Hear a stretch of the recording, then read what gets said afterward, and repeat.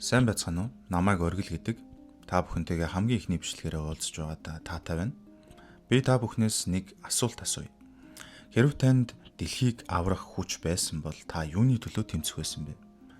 Хүмүүс ихэвчлэн шударгаас, хайртай хүмүүс, эсвэл хүн төрлөختний төлөө гэж хариулдаг. Харин энэ түүхийн хамгийн хүчтэй хүн ердөө нэг зүйл хэлдэг. Би мөнгөний төлөө л хийж байна. Гэхдээ үнэхээр мөнгөний тухай түүх үү? Эсвэл бүхнийг олсон хүний хоосрлын тухай түүх үү? Өнөөдөр бид галзуу авьяаслаг тоглогч Манхваг ярих болно. За ингээд бичлэгтээ орцгоё. Үзэгдэл эхлэх мөчөд улаан өмнөрөгтэй шашны буруу номтонгууд харь хилээр зан үйл үлдэн шившлэг уншиж асар олон тооны олон төрөл зүйлийн мангас чөтгөрүүдийн хамт улаан аавраа цэцруулан гэрэлтэх аврах том улаан талст чулууг тойрон зогсон шившлэг унших ба энэ үеэр нэгэн шар гэрлийн цавчилд нэг мангасыг цавчин орж ирээд дараалан бусад мангасуудыг цавчин түрэн орж ирэх бөгөөд шашны буруу номтонгууд айж сандралтан зүгтэн. Би зам гаргая гэж нэгэн гэлцэл ганган хээ угалцтай хуйгт элдтэй баатарээр болох элдний мастер Рэй Чан олон баатар дайчин эрсийг дагуулan орж ирэх болно. Нөгөө талд шарил сахигч Георг Вилмайер некроманси шидээр амьлуулсан гэлтэй араг ясан чонон мангас хөлөглөн хар шидийн араг ясан таяга дээш хөргөн зогсох бөгөөд ард нь олон тооны скелетэн цэргүүд нүрийн зогсно. Энэ үзэгдлийг дээрээс харж зогсох шаргал үст дайчин эмэгтэй. Бид буултын зан үйлийг зогсоох ёстой гэж ойрлон зүүн гартаа алтан шаргал бамбайгаа барин баруун гартаа илдээ өргөн чиглүүлэх гигантын Мария Егер. Нэгэн хорон хоолой хитрхи өрөөдлөө. Гэхдээ зэрэгцэн чок гих чимээ гарan гэрэлтэх улаан талст цуурч хідэн хэсэг болон бутрах үед системийн мэдэгдэл гарч ирнэ. Цамхгийн төвшинг 12-оос 12 хүнд болгон өөрчлөв. Гэхэд бутарсан улаан талстнаас улаан өмнөрөгтэй ногоон арьстай хүндүрст мангас цэргүүдийн дунд үсрэн гарч ирэхэд цохилтын долгионд нь цэргүүд болон араг ясан дайчид хойш шидэгдэн унаж түлхэгдэн хийсв. Системийн мэдэгдэл. Цамхгийн зорилт шинжлэгдлээ. Гэхэд баатрууд дайчид шүдээ зууж нүд салгалгүй ширтэн зогсно. Тэдний урд 5 дугаар улирлын босс тахлын эзэн. Хоёр талдаа хос илд дуудан агаарт хөвөн хос илдээ хэрээслэн бариад сүрлэг ногоон хорт авраага гарган жуумалзан бишэв.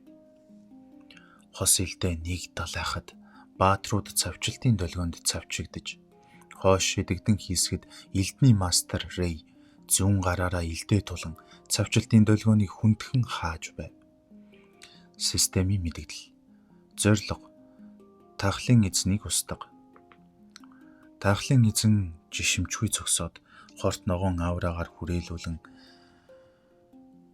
тахлын шидтэй тэмтрүүлүүдээр цэргүүдийг орон авч хордуулан алж байх ба түүний ард гигантэн Мария шид ашиглан өөрийн дайчдаа шар хамгаалтын бүрхүүл дотор ариун бамбайгаараа хамгаалан зогсож байв. Хордож өгсөн олон дайчдын цогцос газраар хөглөрөн хэвтэнэ. Тахлын эзэн гигантны хамгаалтын бүрхүүлийг ганц цохилтоор бутлан устгахад гигантэн хөлсөө туслуулан ядарсан харагдах ба элдээ өргөн хамгаалтын уралд аван зогсов. Элдний мастер Рэйийг хүрээлэн зогсох дайчид урд игнэний дайчин эрс цэргүүд нь алуулж байхыг зог тусан гайхан зогсож байх үед Рэй Чан газар руу ширтэн айж сандарсан балмагдсан харцаар харан би үхмээргүй байна хэмээн царайгаа бараалхан айдастай автан ухаан жолоогүй зүгтв. Түүнийг дагалдах дайчид нь сэлэмний мастра бүлэгмийн удирдагчаа хэмээн араас нь орилдох үед тахлын эзэн түүнийг хараад мөнхөг хүмүүн чи өөрийгөө хаашаа зүгтаана гэж бодов гэд илдээ савх үед цавчилтын долгион нь замд нь байх дайчдыгч тэр элд зэвсгийгч тэр голоор нь хуваан элдний мастер руу зүглэх ба генет цэнхэр гэрэл гарan тэрхүү дайралтыг нь зогсоох үед Цэнхэр аавра цацруулан илдээс авсан хар цэнхэр ил туягтай баатар гарч ирэх үед тэнд байх баатрууд гайхан зов тусаж чи чинь би даврагдлаа. Эн чинь Баатар хаан байна гэж хүмүүс ярьцгаав. Баатар хаан цэнхэр болон цагаан цайвар аавра гарган ууртайгаар урагш хурдтай давшихад таахлын эзэн элднүүдээс аван дараалсан цавчлтын долгион илгээх ба тэр бүгдийн Баатар хаан жишимчгүй ницаан урагшилж байв. Үүнийг харсан таахлын эзний нүд нь улаанаар гэрэлтэж айхтар жуумалзаад өөдөөс илдээ далайн тэд хоёр талаас маш хүчтэй мөргөлдөөн үүсгэж тэрхүү мөргөлдөөнөөс асар том ногоон хойд игдэх ба гигантэн Мария Кан Юсон гэж хашгирав. Таахлын эзэн ганцаараа над руу дайрах чинь юутай мунхаглал вэ? Өндөрлөгтний найдвар Баатар хаан. Чиний тавилан бол чи хэний ч үл мэдэх тэр газар хэний ч тусламжийг авч чадалгүй. Таахлын далайн ёроолд живж өгөх болно. Кан Юсон. Баярлалаа. Би тэдгээр залууст өөрийнхөө бүрэн чадварыг харуулж болохгүй учраас түүнд л маш их санаа зовж тунгаан бодоход хүндхэн байлаа. Химэн басамжилсан өнгө аясаар жуумалсан биш. Таахлын эзэн зог тусан нүдэн томрон гайхан хараад яаж ийм зүйл боломжгүй химээгээд цэнхэр цайвар гэрэлд сарнин алга болов. Дайралтын гэрэл болон долгионд ойр хавьд байсан дайчид баатрууд гигантэн нүрээ даран хийсчихгүй тулд арай гэж тогтон зогсож байв. Дайралтын долгион сарниж дайчид баатрууд цэргүүд бүгд урагшаа баярлан хараад бит яллаа гэж уухайлан орилдоход системийн мэдэгдэл гарч ирнэ. 5 дугаар улирал таахлын эзний залралт төгсөв. Таахлын эзэн ялагдлаа. Системийн мэдэгдэл. Гайхалтай тоглолт үзүүлсэн тоглогчдод санамсаргүй тоног төхөөрөмжийн тасалбар олголоо. Шилдэг 100 тоглогчид ховор буюу түүнээс дээш түвшний ур чадварын картын тасалбар олголоо. Шилдэг 10 тоглогчид Баатар буюу түүнээс дээш түвшний артефакт суулгах тасалбар олголоо. Дайчид энэ удаач бүхнийг сүрхээс аварч чадлаа. Системийн мэдэгдэл. Улирлын босс таахлын эзнийг устгасан тоглогч Кан Юсонд домгийн доног төхөөрөмж, харагдсан үхэл болон ээлдрийн ангууч цолыг олголоо. Гэхдээ зэрэгцэн Юсон хойш саван лаг хийтэл унах ба ойр хавийн хүмүүс нь Юсон гэж дуудан уулгалан ирэв. Юсон дотроо үүний ачаар энэ дэлхий дахин нэг жил үргэлжлэх боломжтой боллоо гэж бодоод Юсон нүдэн.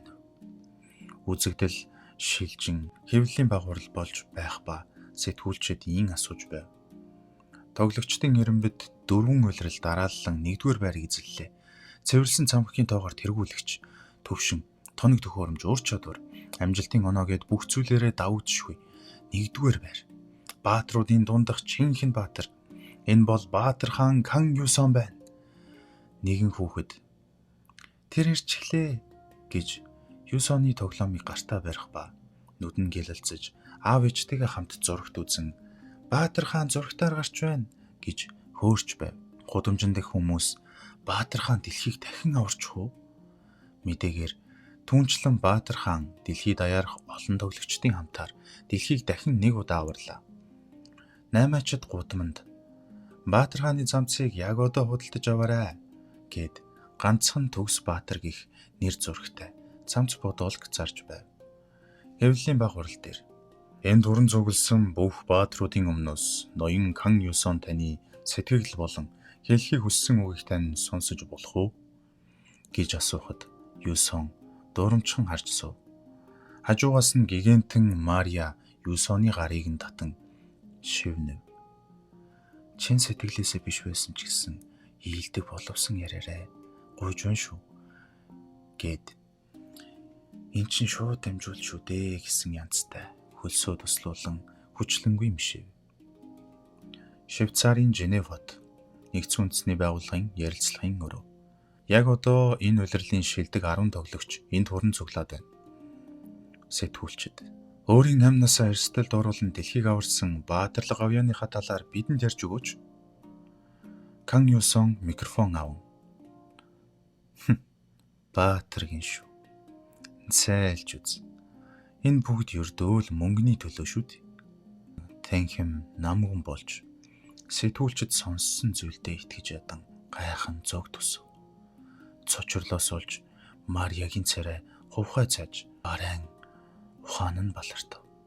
Юусон Микэ татан. Би энэ хараал идсэн зүйлийг аль дивэн галвын үед дуусгасан. Ингээд энэ үргээд өнөөдрийн бичлэгээ дүүргэцгээе. Та бүхэнд бичлэг маань таалагдсан бол лайк болон сабскрайба дараад манай сувагт нэгдээрэй. Дараагийн бичлэгээр уулзах хүртлийн түр баяртай. Та бүхэнд эрүүл энхийг хүсье.